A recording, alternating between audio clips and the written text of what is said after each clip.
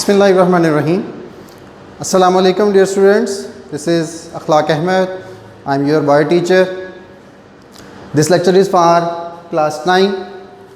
Last time हमने chapter number 4 start किया था लेक्चर नंबर 1 में, वो उसका फर्स्ट लेक्चर था।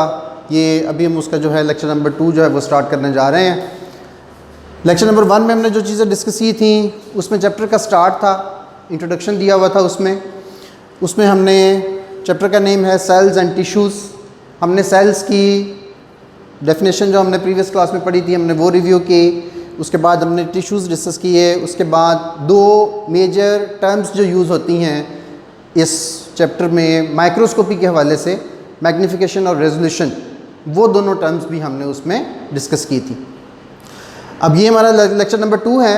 इसमें जहाँ हमने माइक्रोस्कोपी की बात की थी, microscope, the use of microscope is called microscopy, हमने इन वर्ड्स में उसको डिफ़ाइन किया था।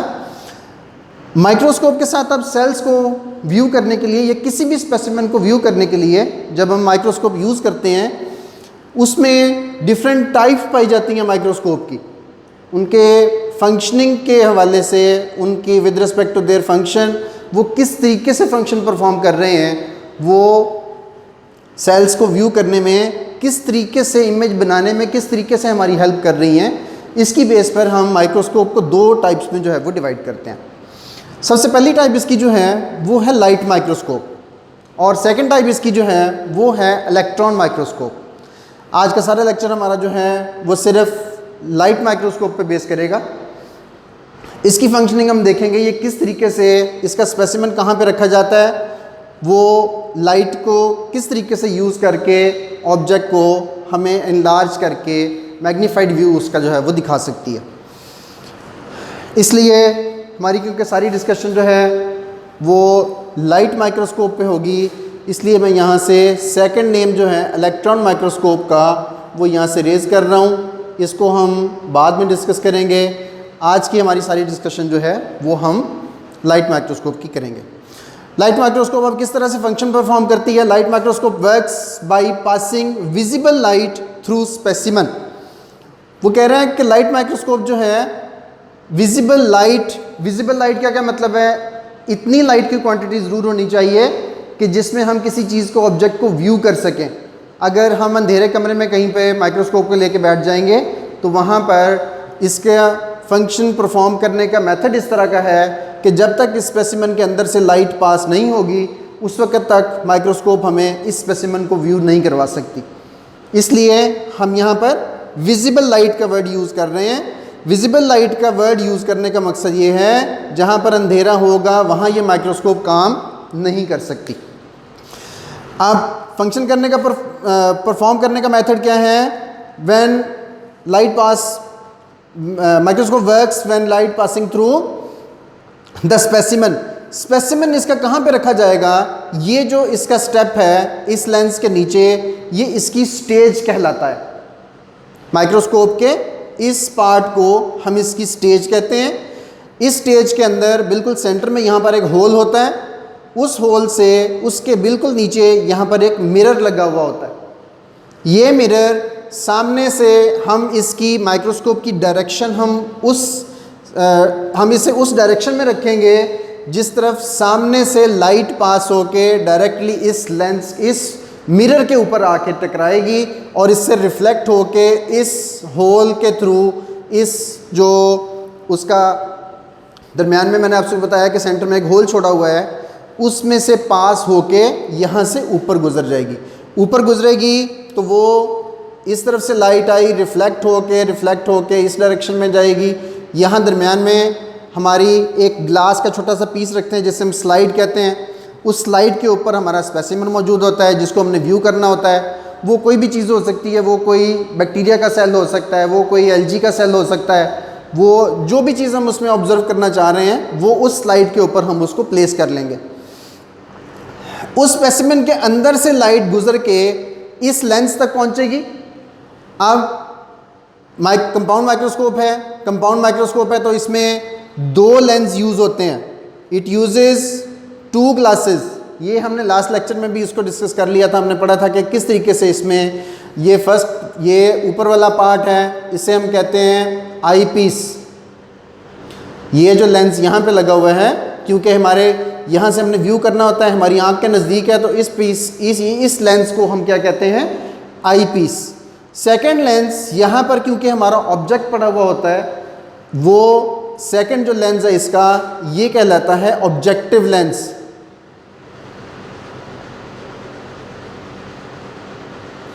अब ये लेंस, दो लेंस ये यूज़ कर रही होती है माइक्रोस्कोप। दो लेंस किस तरीके से यूज़ करती है, थोड़ी सी डिटेल हमने पहले भी डिस्कस की थी। एक लेंस जो है वो क्या करेगा, इनलार्ज इमेज प्रोड्यूस करता है। One lens produces enlarged image. ये लेंस इस ऑब्जेक्ट का इनलार्ज इमेज प्रोड्यूस करेगा क्योंकि ये इसके बिल्कुल नज़दीक होता है, उसकी फोकल लेंथ से भी नज़दीक जब ऑब्जेक्ट आ जाता है तो वो इनलार्ज इमेज उसका जो है वो प्रोड्यूस करना शुरू कर देता है। जब वो बहुत बड़ा साइज़ का इमेज बनाएगा, उस इमेज को मैग्नीफाई करेगा सेकंड लेंस जो ऊपर आई पीस के अंदर लगा हुआ है।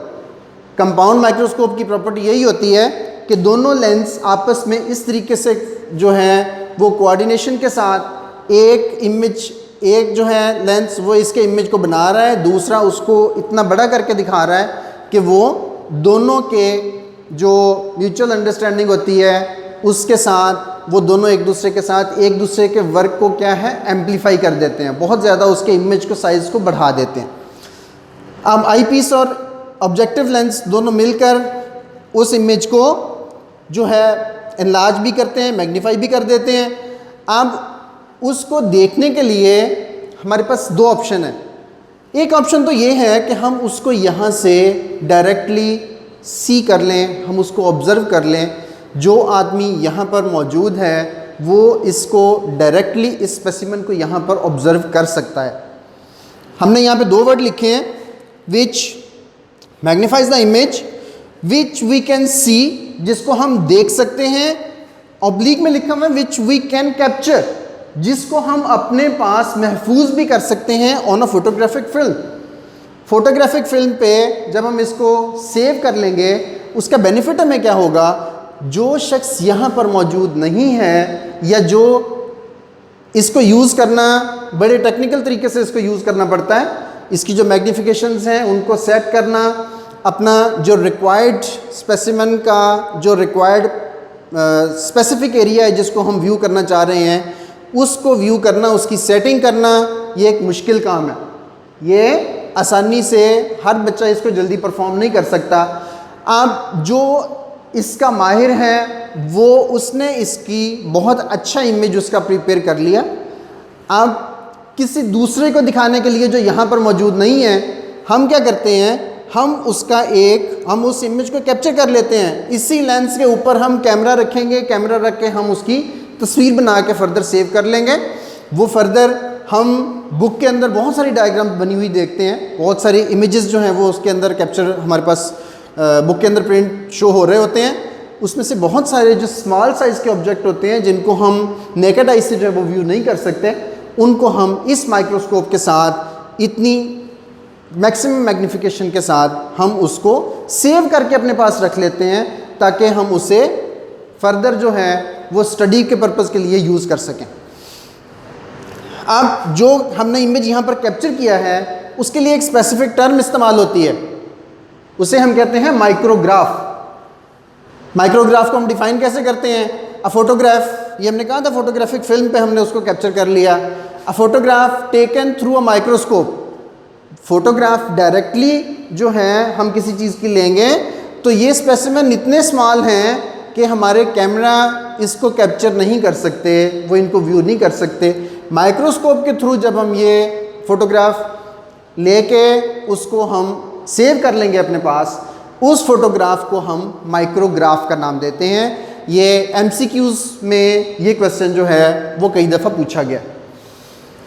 अब माइक्रोग्राफ की कुछ एग्जांपल्स यहाँ पे दी हुई हैं। छोटी सी एग्जांपल है, एक अमीबा नाम का छोटा सा यूनिसेलुलर ऑर्गेनिज्म है। ये नेकेड आई से इसको व्यू नहीं किया जा सकता, हम माइक्रोस्कोप के साथ इसको देखते हैं, देख के हमने उसको कैप्चर करके अपने पास सेव किया हुआ है। आपने ये डायग्राम ये इमेज जो है वो कई दफ़ा आपने अपनी बुक के अंदर जो है वो यूनिसेलुलर ऑर्गेनिजम्स के अंदर देखा होगा। एक और एग्जांपल यहाँ पे दी हुई है क्लेमाइडोमोनास। ये एक यूनिसेलुलर एल्गी है, यूनिसेलुलर एल्गा है, और इसका भी इमेज जो है हमने माइक्रोग्राफ की फॉर्म में यहाँ पे शो किया हुआ है। हमारी बुक्स में कई जगह पे ये जो है शो किया हुआ होता है। ये एक और यूनिसेलुलर ऑर्गेनिज्म है यूग्लिना के नाम से। यूग्लिना जो है अभी हमने पिछले चैप्टर में, थर्ड चैप्टर में जब हमने क्लासिफिकेशन पढ़ी थी, उनके अंदर यूनिसेलुलर ऑर्गेनिज्म, इसको किंगडम मोनीरा के अंदर हमने डिस्कस किया था। ऐसे ऑर्गेनिज्म होते हैं जो प्लांट और एनिमल दोनों की प्रॉपर्टीज़ शो कर रहे होते हैं। इसको भी नेकेड आई से व्यू नहीं किया जा सकता। इसका नाम है यूग्लिना। ये इसमें एनिमल की प्रॉपर्टीज़ भी होती हैं। ये बाहर से अगर इसको अंधेरे में रखेंगे तो अब ये क्या करेगा, बाहर से फूड जो है वो इंगल्फ करना शुरू कर देगा, और अगर इसको सनलाइट में रखेंगे तो क्या करेगा, इसके अंदर क्लोरोप्लास्ट भी मौजूद होता है, ये अपनी फोटोसिंथेसिस खुद स्टार्ट कर देता है। ये ऑब्जर्व करने के लिए आपको यहाँ पर माइक्रोग्राफ की फॉर्म में शो किया जा रहा है कि ये माइक्रोग्राफ हमने डिफरेंट अपनी बुक्स में कई दफ़ा देखे हुए हैं। अब माइक्रोग्राफ में यहाँ पर साइड पर एक छोटा सा टेक्स्ट लिखा हुआ है। ये भी किसी पर्पज़ से लिखा जाता है, ये किसी मकसद से लिखा हुआ है। यहाँ पर लिखा हुआ है LM109X। फॉर एग्ज़ाम्पल, ज़रूरी नहीं है कि लिखा हुआ हो, सम टाइम इस तरह की जो टेक्स्ट है वो वहाँ पर मेंशन किया हुआ होता है। इसका मकसद क्या है? LM for light microscope, LM for light microscope. 109X ये हमने लेक्चर नंबर 1 में जो मैग्नीफिकेशन का टॉपिक डिस्कस किया था, उसमें हमने कहा था कि मैग्नीफिकेशन हम क्या करते हैं, हमेशा उसको x की फॉर्म में मेंशन करते हैं। 5x, 10x। हमने ज़कारियास जॉनसन की माइक्रोस्कोप जो सबसे पहले उसने बनाई थी, उसमें कहा था कि 3x to 9x तक वो मैग्नीफाई कर सकती थी। यहाँ पर लिखा हुआ है 109x। दैट मीन्स कि ये इमेज जो हमें इस वक्त नज़र आ रहा है, ये 109 टाइम्स इसको एनलार्ज किया हुआ है। माइक्रोस्कोप ने इसको 109 टाइम्स इन्हांस करके, बड़ा करके हमें दिखाया है, जो हमें यहाँ पर इस वक्त इस फॉर्म में शो हो रहा है। ये मैग्नीफिकेशन चेंज भी हो सकती है, इससे कम भी हो सकती है, इससे ज़्यादा भी हो सकती है। ये सिर्फ एक व्यू करने वाले को ये सामने ये बताना होता है ताकि उसको अंदाज़ा हो सके कि ये कितना स्मॉल ऑब्जेक्ट है जिसको इतना बड़ा करके हमने व्यू किया है, तो हमें किस फॉर्म में नज़र आ रहा है। अब हम आगे इससे चलते हैं।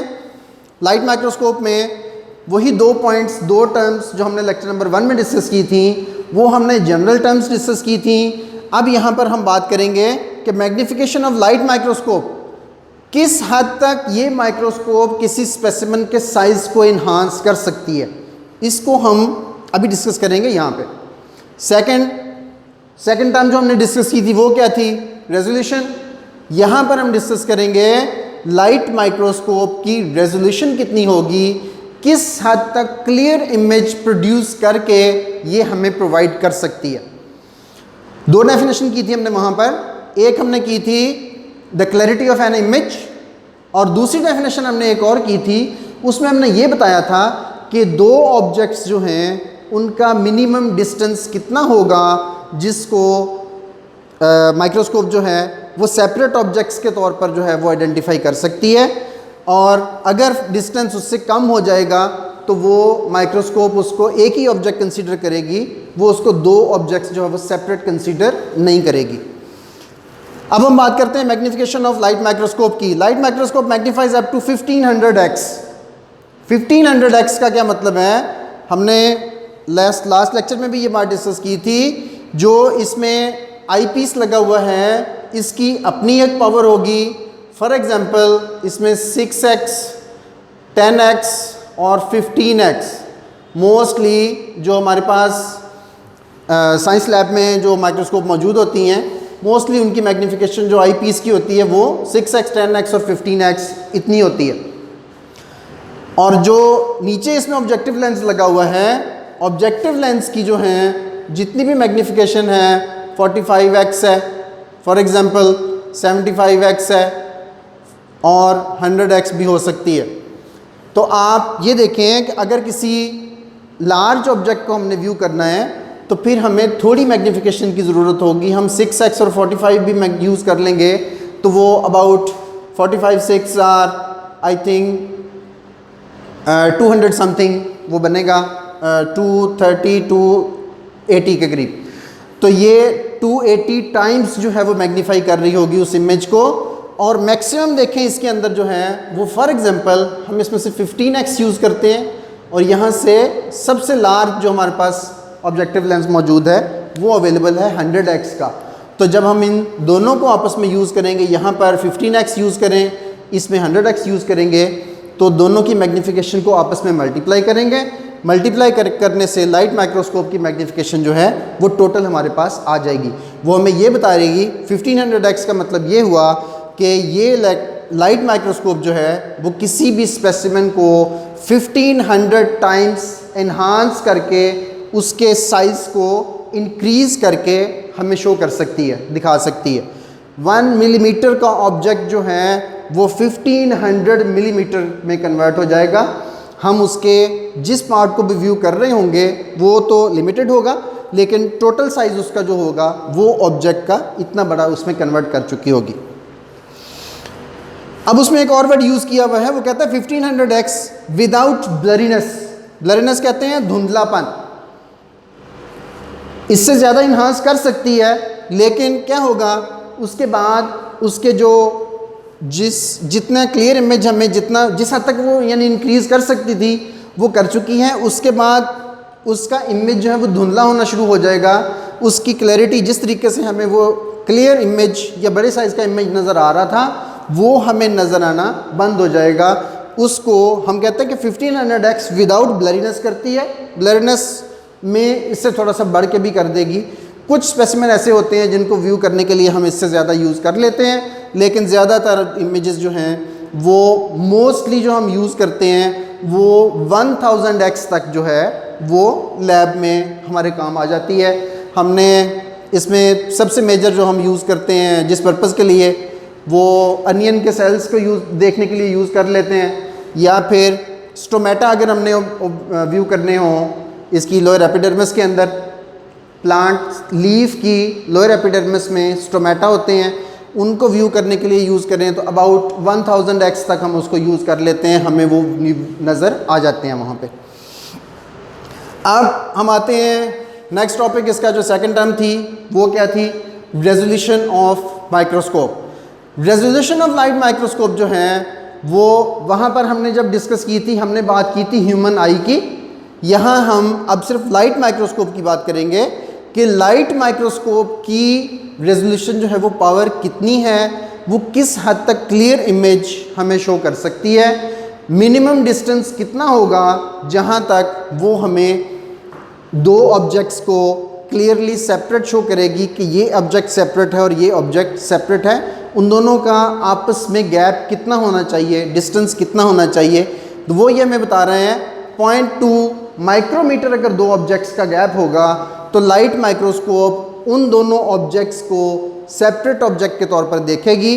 अगर ये गैप हम इससे कम कर देंगे तो फिर लाइट माइक्रोस्कोप इन दोनों ऑब्जेक्ट्स को एक ही ऑब्जेक्ट कंसीडर करेगी, वो इन दोनों के कलर्स को आपस में मिक्सअप कर देगी, वो हमें सेपरेट कलर्स में उन दोनों ऑब्जेक्ट्स को नहीं दिखाएगी।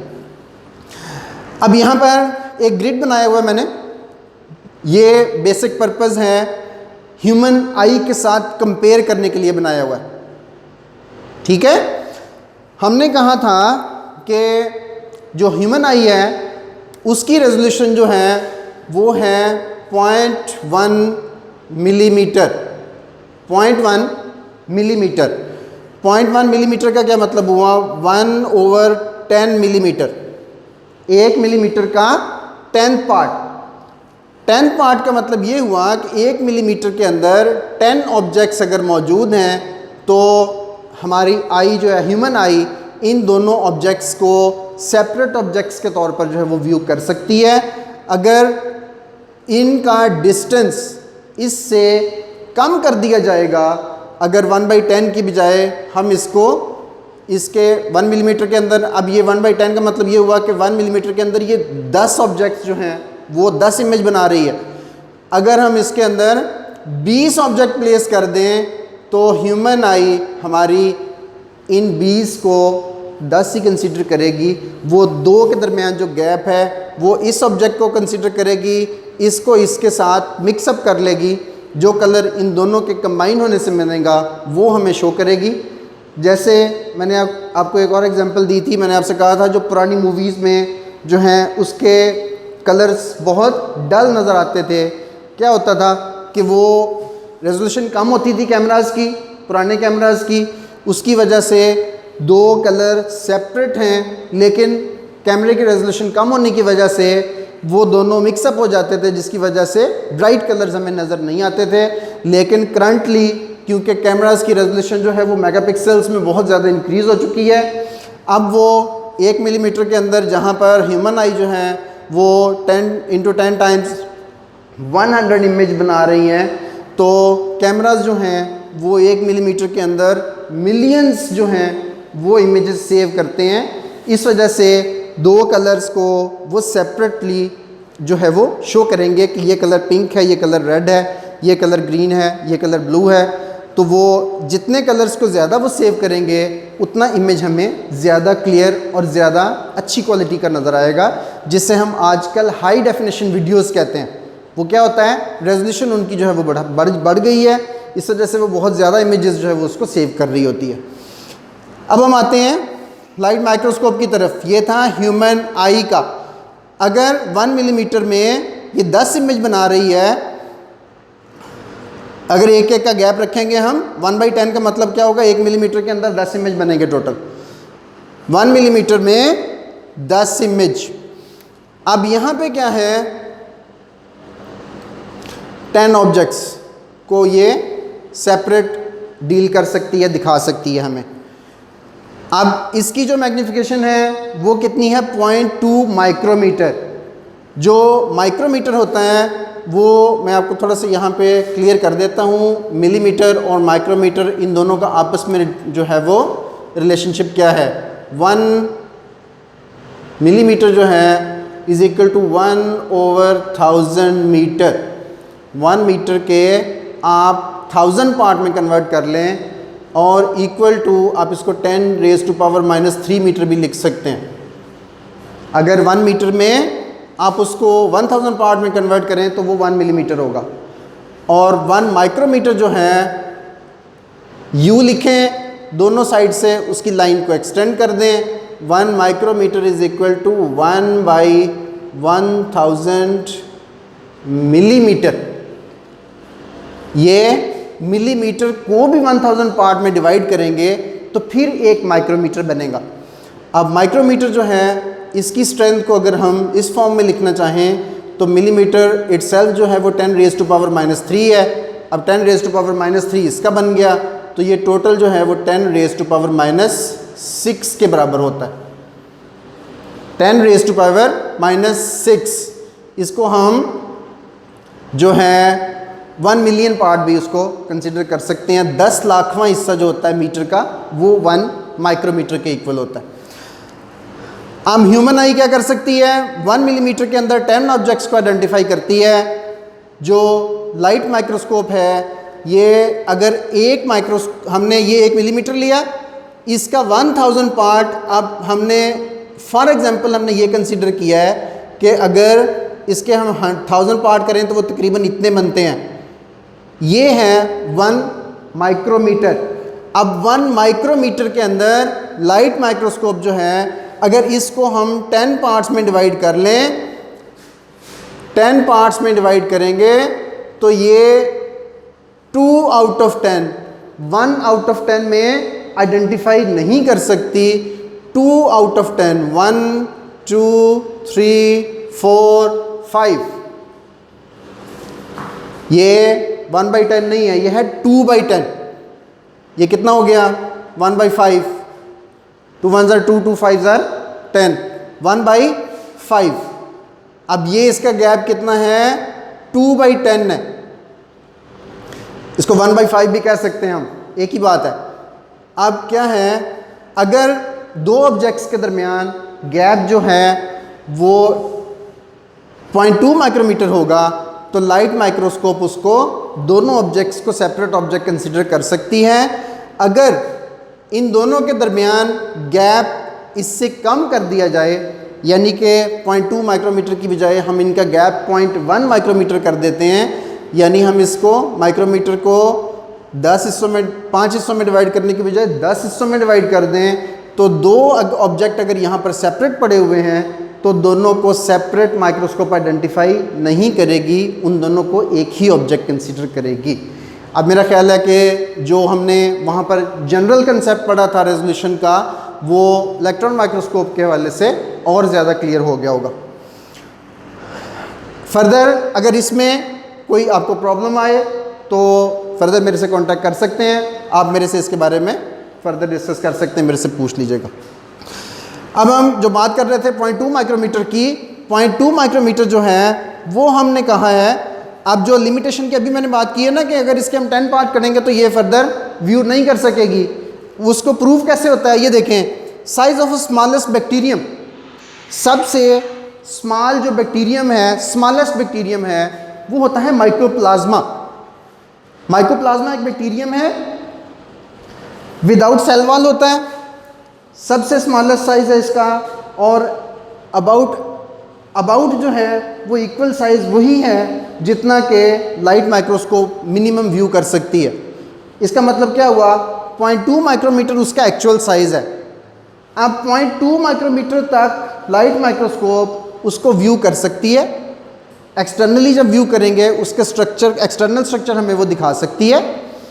फर्दर अगर हमने उसके इंटरनल स्ट्रक्चर्स को डिस्कस करना है तो वो देखने के लिए हमें गैप इससे यकीनन कम होगा उसका, क्योंकि पूरी बॉडी उसकी जो है इतने साइज़ की है, उसके अंदर जो ऑर्गेनलीज पाए जाएंगे, सेल ऑर्गेनलीज होते हैं, उसमें सेल के अंदर जैसे साइटोप्लाज्म होता है, उसमें वैसे बैक्टीरिया के सेल के अंदर तो सेल वॉल भी होती है, लेकिन माइकोप्लाज्मा के अंदर जो है नहीं होती सेल वॉल। उसमें आउटर जो है सेल मेम्ब्रेन आ गई, उसके बाद माइटोकॉन्ड्रिया है, गोल्जी बॉडीज़ है, एंडोप्लाज्मिक रेटिकुलम्स हैं, ये बैक्टीरियल सेल है, इसमें कुछ लिमिटेड भी हैं, कुछ चीज़ें हैं, कुछ चीज़ें मौजूद नहीं हैं। मेम्ब्रेन बाउंडेड ऑर्गेनेल्स इसके अंदर मौजूद नहीं होते, वो बाद की डिस्कशन है, हम उसको बाद में डिस्कस करेंगे।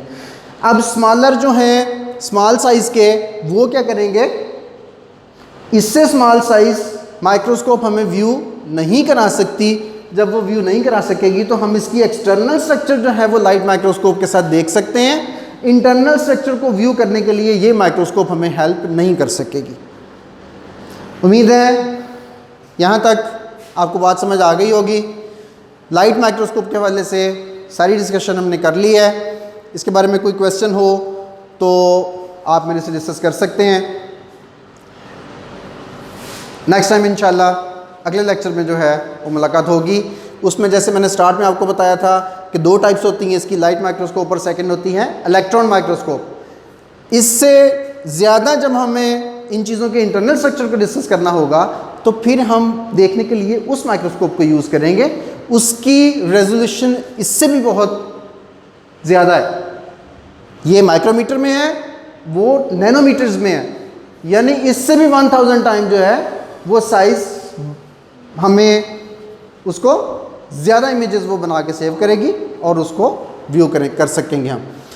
उम्मीद है आपको इस लेक्चर की समझ आ गई होगी और नेक्स्ट लेक्चर में इंशाल्लाह मुलाकात होगी। तब तक के लिए अल्लाह हाफ़िज़।